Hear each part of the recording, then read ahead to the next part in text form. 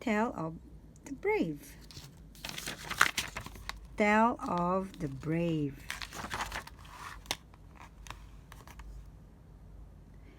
It was a busy day at the clay pits on the island of Sudur. Thomas was there helping out. That afternoon, dark clouds filled the sky and cold rain started to fall. As Thomas rolled down some slippery tracks, the clay wall next to him began to drip and ooze. Thomas saw strange marks under the falling mud. They looked like a giant footprints.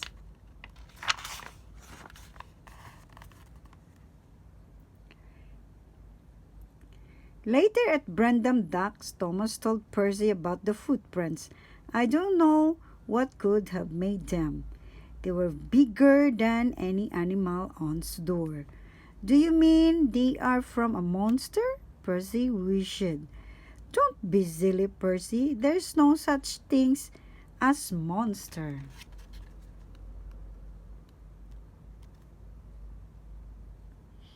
Percy could not stop thinking about monster. As he came to the top of a hill, he saw a strange shape on the distance. What's that? Percy puffed. I hope it's not a monster. I don't usually get mistaken for a monster. The big Indian thought, but they do call me Gator. It seems folks think I look like an alligator.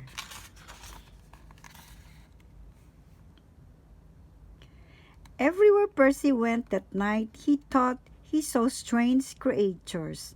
Trees and haystacks become monsters. Laundry on a clothesline looked like ghosts.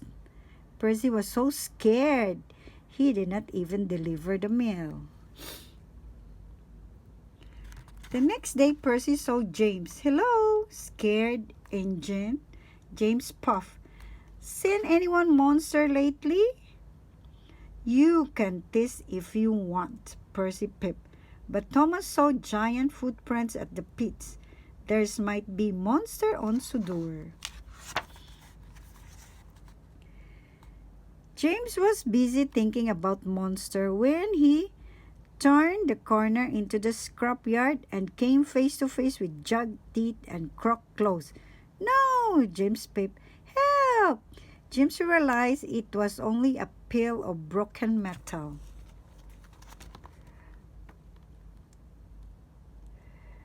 Down at the docks, Percy saw Gatur. I'm heading across the sea soon, Gator puffed. I wish I were as brave as you, Percy pipped.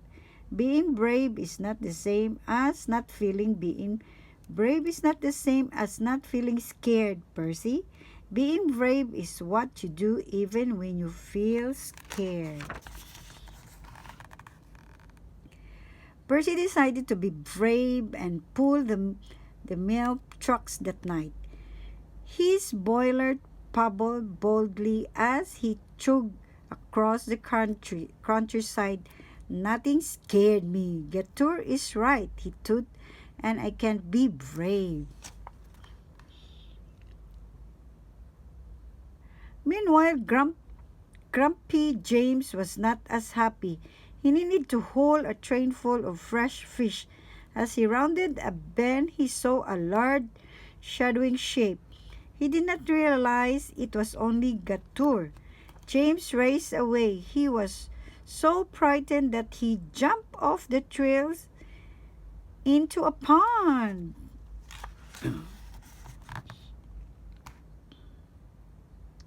James had to be hoisted out of the pond by Rocky. When the other agents saw him, they had a good laugh. You were meant to deliver the fish, Henry puffed, not throw them back into the water. James did not like this joke one bit. He'd show everyone that Percy was the real scaredy engine, not him.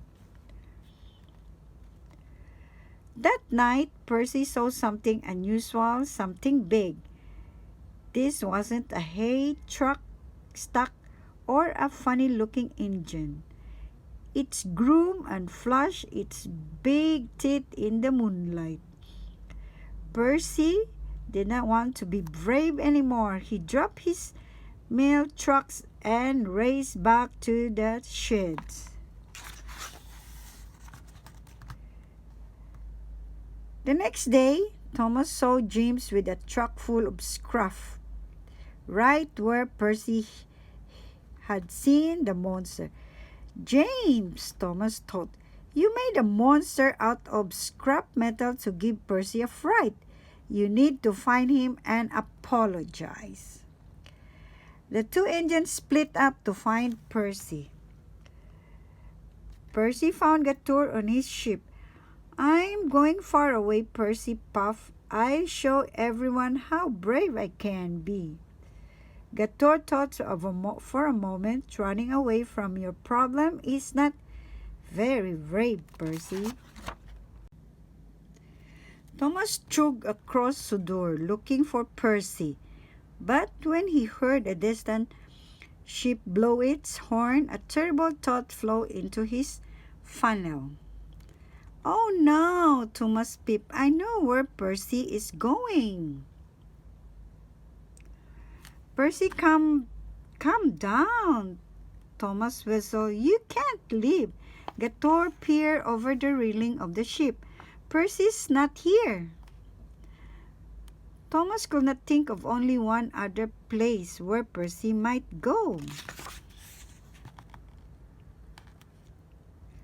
Night was falling as Percy quietly rolled through the clay pits. He stopped when he reached the warning sign. If I can find the footprints, it will prove that the monster is real, he thought. Then everyone will know how brave I am. At that moment, James rolled up. He started to apologize, but Percy interrupted him. I'm braver than you'll ever be, Percy puffed. James did not like Percy's attitude. If you're so brave, why you stop at the danger sign? Then James saw something in the moonlight. It had claws and teeth. The monster, whistled James. He tried to back up, but the walls began to rumble and tumble. It's a landslide, Percy piped. Go forward, James. Percy pushed James out of the way. Mud slid down, and the monster head started moving toward Percy. That was when Percy made a discovery. It wasn't a monster. It was a sort of a rock.